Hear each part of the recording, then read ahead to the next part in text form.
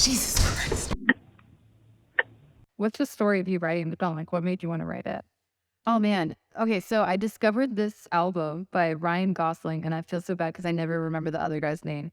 When I lived in LA, like I was super young and like trying to be in LA, it was like 10 years ago, and do the actor thing, and I was like really struggling. My dad's lived there since I was a kid, so it was, I don't know, it was whatever. But and there was a song called My Body's a Zombie for You, and I was going through such like an intense like breakup, get back together, like this tug of war thing with my then partner who was in the Air Force, so he was like off somewhere else, and I was in LA trying to be an artist, and nothing was working. And it was like, I don't know, it was like the cocktail of everything that was going on in my life. Like I was like, I want to write a short film, which seemed unfathomable to me at the time. I was like, I'm not a writer, I'm an actor, like I don't do writing. I don't know how I would even do that. Like I put a bunch of barriers up about it, like right away. So it just was an idea in my head. Like the whole thing was written in my mind, but I never sat down and wrote it ever. And then finally, like last year, I was like, this is ridiculous.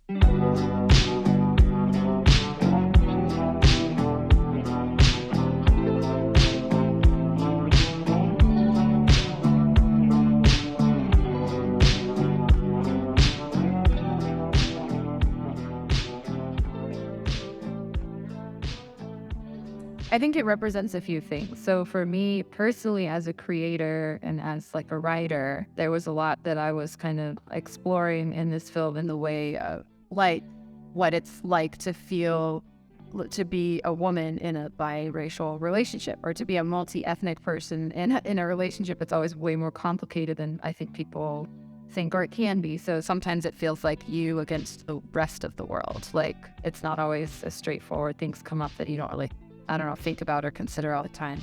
So there's some that's represented in a way with this monster. Also, that like the preacher thing, it represents COVID and like all of this crazy like collective processing that we're all doing, you know, in this really weird time where we're not really out of the woods yet, but like it feels sort of safer and nobody really is sure how to act or what to do or what's right. And like we're restructuring our social standards and like contracts with each other about what's appropriate and what's not appropriate, and how to be like true to our own desires and needs in the process.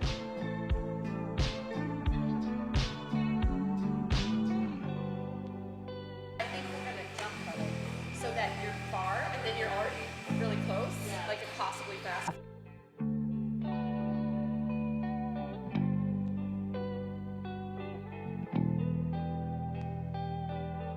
Yeah. So the aesthetic and everything was like such a specific, like it was always like this very like, because of the song, I think, you know, like this very doo-woppy, like 60s, like you're not really sure what time it is, but it was also because at the time I remember reading about, I can't remember I'm blanking on it, but the case, there was like an interracial marriage that's like the monolith of like that time period that, oh, Dinah Loving, when I talk about Lorraine, is their name?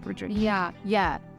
And so like they won the case. Yeah. And so everything. Yeah. And I was just like, what a funny thing that in my parents' lifetime, you know, like, and I've experienced tons of craziness, you know, being in any relationship, because whatever relationship I'm in, it's a interracial relationship. Like, it's inescapable for me because I'm mixed and I present differently depending on where I am in the country, where I am in the world.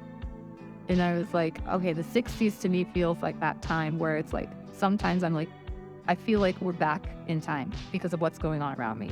But there's also something very nostalgic about it, and people around me can like romanticize it. And I'm like, that's something that's easy to do. And also it's not a time that I would ever want to go back to. Yeah, but I think it's because I reckon, you know what I mean? I recognize thought, but well, yeah, a lot.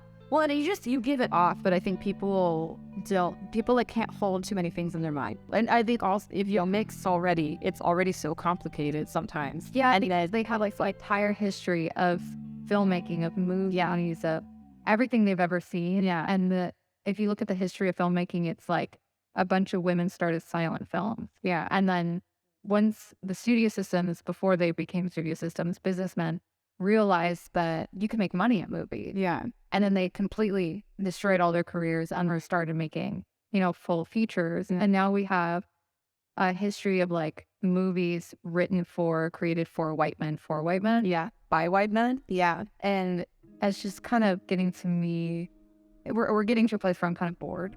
Oh yeah, like I've reached the point where I'm just like, do I really want to invest time in this show? Or like if I am constantly bombarded with imagery that does not, like, it's not hard for me to, escapism is a thing, right? Like I enjoy like getting put into another world, but you know, I'm just like, there's nothing here that has anything to do with my experience that like speaks to, yeah, I'm like, I don't know anything about this, and I'm constantly trying to fit myself into this idea so that I can find relationship between me and the people that are on screen. Like in shock a little too.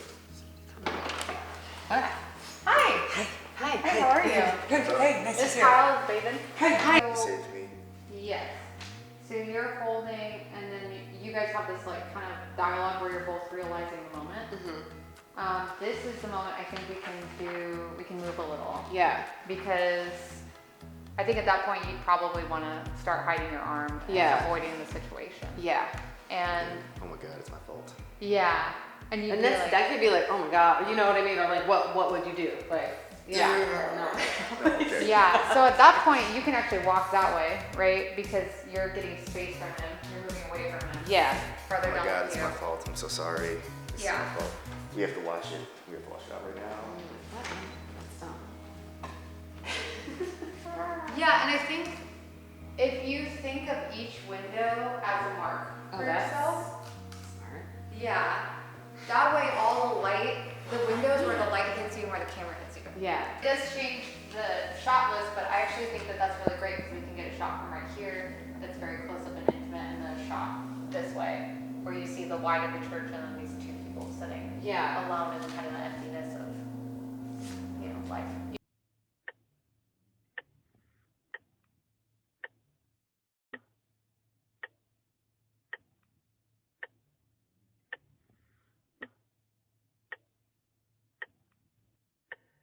You know, well, and it's like I don't get to play that a lot. Like I don't get cast as that. People do not see me as like soft and feminine, even though I felt like strong woman. Yeah, and that's like why I wrote the character, because she's cast as that in her life, right? You know, whatever. She's not an actor necessarily, but like, you know, that's her role in everyone's life. But it's like there's this whole other side of her that no one ever really gets to see because she's protecting it because people don't even accept it as real. Yeah. Yes, I feel like Gabriel's character is very nuanced and nurturing, which isn't written a lot. It's almost like written the way a father character is written, but like in a love story. And I think that like we need more men like that. And like Eric Ford is written in this fantastic way, but his love interest, Aowen, is just, she gives her whole life. Like she's there for 2 minutes, she looks gorgeous, she's introduced in a really cool way, but then she gives her whole life to him. She's like, here is all of my life, eternity. I'm just gonna sit here and wilt away into nothing until, you know, you forget about me with some other blonde girl. And it's just like, rewatching that as an adult, I think of how those things have transformed the way I write characters, the way I direct women, the way that I show up in my relationships. Because there's always that feeling that, oh, women are for men, especially in period pieces. Yeah. And I think what's interesting about this story is like they're both for each other, and they're both equals, and they both have things that come to the table, and it is sad, but it's kind of like healing in a way. Yeah, it's a healing kind of sad. Please, just run. Just leave. This is the time we have left, okay?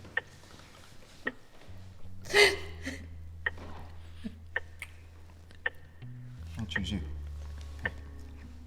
I'm with you.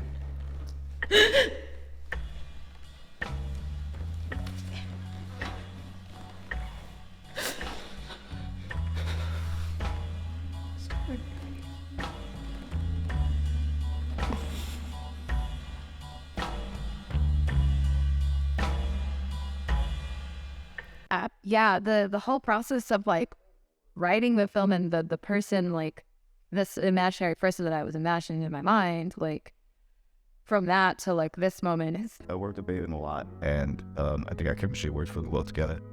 And then not just physical from stunts, stuff like that, but being able to work with you just as an artist, and things like Tavern Brawl, in the 48 Hour Film Festival.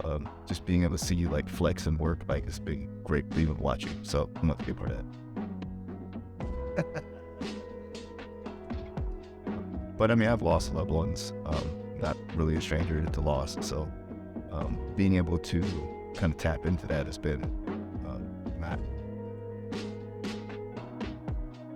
Which was clear when you auditioned. Like, it was apparent that like there was something very real that you were drawing on, and it didn't feel like it was far away. Yeah, and they're making choices for each other and for themselves at the same time.